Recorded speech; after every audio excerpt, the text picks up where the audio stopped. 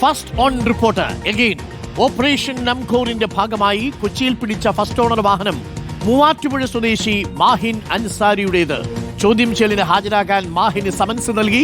2 ആഴ്ച മുമ്പാണ് land cruiser കുണ്ടന്നൂരിലെ വർക്ക്ഷോപ്പിലേക്ക് എത്തിച്ചത്. കസ്റ്റംസ് പരിശോധന സംബന്ധിച്ച സൂചന ലഭിച്ചതോടെ കാർ കേരള രജിസ്ട്രേഷനിലേക്ക് മാറ്റാനായിരുന്നു നീക്കമെന്നാണ് വിവരം. ശരൺ കൂടുതൽ വിവരങ്ങളുമായി. Sharan, good morning once again.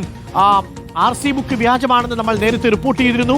ഇപ്പോൾ അതിന്റെ ഓണറെ കണ്ടെത്തുകയാണ്. അയാൾക്ക് അരുണാചൽ പ്രദേശുമായി ഒരു ബന്ധവുമില്ല. അരുണാചൽ പ്രദേശിലുള്ള അഡ്രസ്സ്, ആ മേൽവിലാസം ഒരുപക്ഷെ വ്യാജമായിരിക്കാം.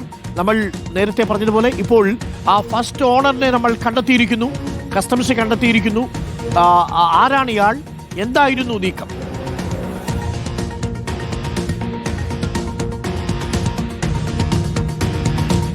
അരുൺകുമാർ, എന്തായാലും അടിമുടി ദുരൂഹത നിലനിൽക്കുന്ന വാഹനമാണ് ഇതെന്നുള്ളതാണ് കസ്റ്റംസ് പറയുന്നത്. ഇന്നലെ വൈകിട്ടാണ് കുണ്ടന്നൂരിലെ വർക്ക്ഷോപ്പിൽ പരിശോധന നടത്തിയത്. അങ്ങനെ പരിശോധന നടത്തിയപ്പോഴാണ് ഫസ്റ്റ് ഓണർ, കേരളത്തിൽ ആദ്യമായിട്ട് ഈ ഓപ്പറേഷൻ നംകോറിന്റെ ഭാഗമായിട്ട് ഒരു ഫസ്റ്റ് ഓണർ വാഹനം പിടിച്ചെടുക്കാൻ കഴിഞ്ഞിരുന്നത്.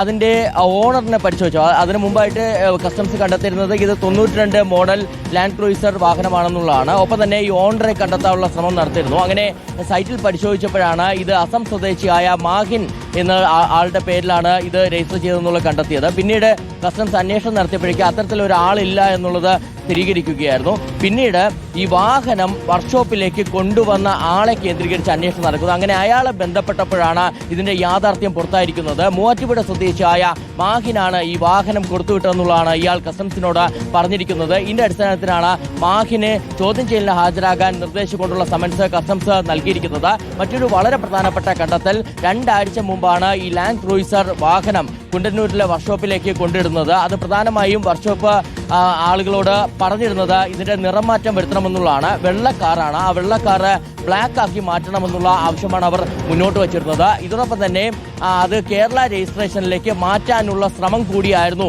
എന്നുള്ളതാണ് കസ്റ്റംസ് കണ്ടെത്തിയിരിക്കുന്നത്. എന്തായാലും ഇയാളെ കേന്ദ്രീകരിച്ച് വലിയ അന്വേഷണത്തിലേക്ക് നീങ്ങുന്നു എന്നുള്ളതാണ്. ഈ കേസിൽ തന്നെ വഴിത്തിരിവ് അയക്കാവുന്ന പ്രധാനപ്പെട്ട വിവരം കൂടിയാണ് ലഭിച്ചിരിക്കുന്നത്. ഈ മാഹിൻ ഫസ്റ്റ് ഓണർ എന്ന് പറയുമ്പോൾ ഇയാൾക്ക് അരുണാചൽ പ്രദേശുമായിട്ടുള്ള ബന്ധം എന്താണ്? ഇയാൾ 2012 അരുണാചൽ പ്രദേശിൽ രജിസ്റ്റർ ചെയ്തിരിക്കുന്നത്. അപ്പോൾ സ്വാഭാവികമായിട്ടും ഇത്രയേറെ കാലം കഴിഞ്ഞിട്ടും കേരളത്തിൽ അത് കേരള രജിസ്ട്രേഷനിലേക്ക് മാറ്റിയില്ല എന്നുള്ളത് ഗുരുതരമായ കുറ്റമാണ്. ഇതോടൊപ്പമാണ് ഈ അരുണാചൽ പ്രദേശുമായി ഇയാളുടെ ബന്ധം.